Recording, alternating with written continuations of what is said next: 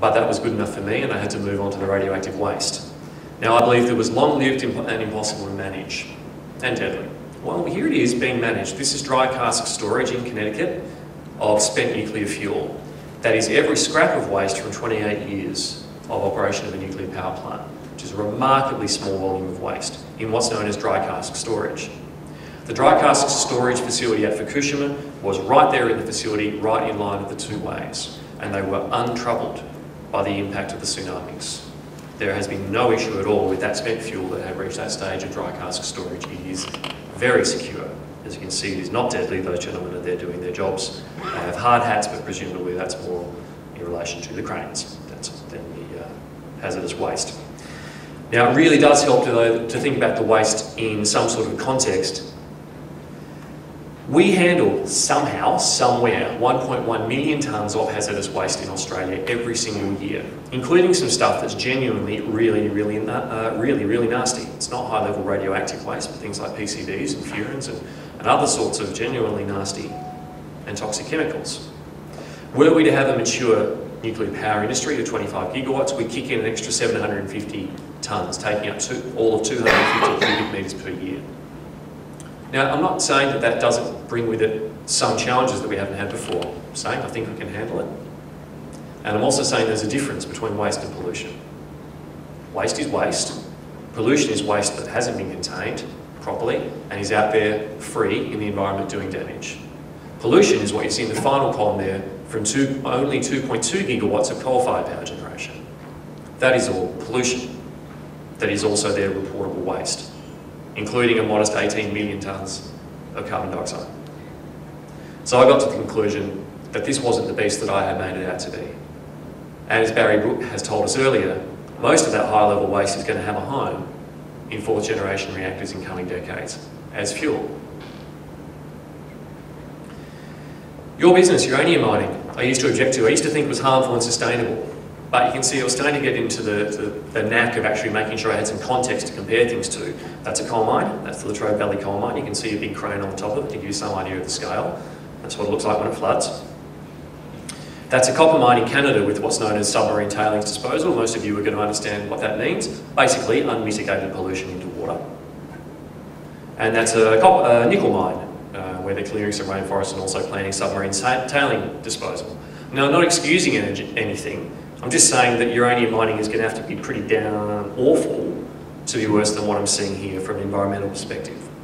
Now, I recently, as in a few weeks ago, had the opportunity finally to go and see the in-situ leaching process at Beverley firsthand, and it is remarkably low impact mining in relation to environmental impacts, particularly considering the amount of energy that we get at the end of it. And this is something that I like to tell people. You guys will probably be familiar with it, my more typical audiences aren't so much. What's running our electricity here today, and indeed the presentation that you're looking at, is coming from here. That's the Lee Creek coal train that goes from the Lee Creek coal mine to the Northern and Playford power stations in Port Augusta. Brown coal, 7,000 tonnes every day, taking up 161 wagons to bring us electricity, which most people do not know and appreciate. Now, to carry that much energy in uranium would require that satchel, 20 litres. You wouldn't be able to pick it up, or the satchel would break because it would weigh 200 kilograms. But that's what we're talking about in terms of energy density, and I'm not talking about a Generation 4 reactor, I'm talking about a modern light water reactor. So if we want to talk about environmental impacts from mining, even if a uranium mine has environmental impacts, if we talk about the quantity of energy that we're getting out in return, we see a massive benefit from this compared to fossil fuel mining, a massive benefit. I got through the rest of my objections, which I can send to you in a presentation, and had to conclude that we need an open and honest examination of nuclear power to tackle climate change in Australia. We don't have that right now, far from it. It's actually illegal. It is a nuclear power plant is the only form of industrial facility that is expressly written into our Environmental Protection and Biodiversity Conservation Act as prohibited. The Minister may not consider for approval. You could consider for approval a baby panda bear energy factory. You know, it probably wouldn't get it, but at least you could consider it, but you can't consider a nuclear power. So this is where that electricity comes from. I want to talk about solving climate change. We had 9.1 million tonnes in 2011 greenhouse gas emissions from our electricity generation in this state, of which 8.71 million tonnes is our base load. So it is, functionally speaking, essentially a base load problem. We need base load technologies that are zero carbon to solve this problem. Now, where is it coming from? You can see the ones in red that I'd like to get rid of. Torrens Island, a highly inefficient gas plant, used to be an oil plant converted, running at 33 to 36% efficiency. Northern, 3.6 million tonnes from there. Thomas Playford, built in 1960, a true dinosaur and very dirty. And a coal gas plant over at Whyalla, also very dirty. Pelican Point, clearly a much cleaner form of gas plant. Now, if you were to make a series of investments in these three locations using, for example, an AP1000 nuclear power plant for Torrens Island, and a series of modular nuclear power plants, which are being very well received in the regulatory process in the US now, at 125 megawatts per unit, then you can build them up.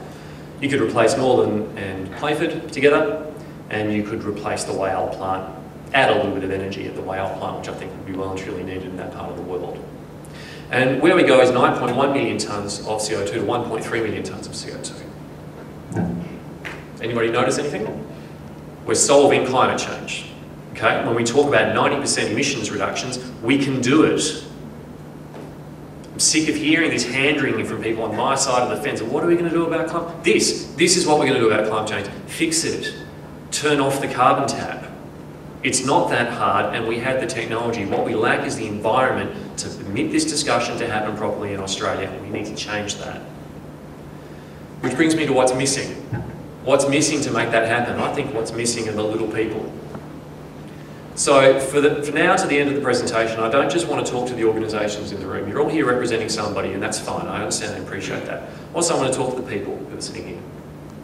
People who are going to go home and talk to their families, talk to their friends on the weekends, talk at a barbecue, talk at a pub, talk amongst yourselves at the water cooler.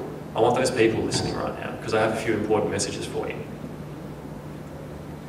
If we either downplay the problem or tell ourselves lies about the solutions, we will fail. Now, I appreciate that I'm being regarded as an asset and an ally for your industry.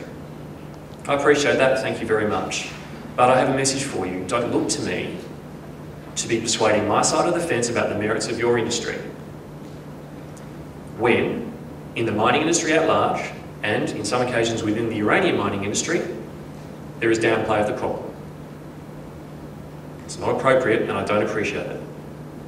Don't scoff and scorn at people on my side of the fence who swallow hook, line and sinker the myths about your industry, when people are swallowing hook, line and sinker myths about climate change, adhering to a molehill of dissent instead of a mountain of scientific consensus on that issue. And if you don't like the moral argument, just get greedier. I don't know how many times I've heard about approvals problems since I arrived this morning. Do you want a more favourable environment? Learn about this problem and learn your place in the solution, because it's the biggest solution in the world.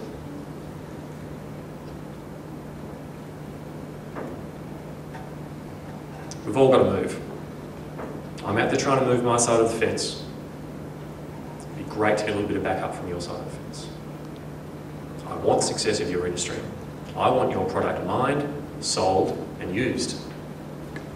For my reasons. I don't actually hold shares in any of your organisations. I don't quite know what VicSoup is doing, who knows? Help me.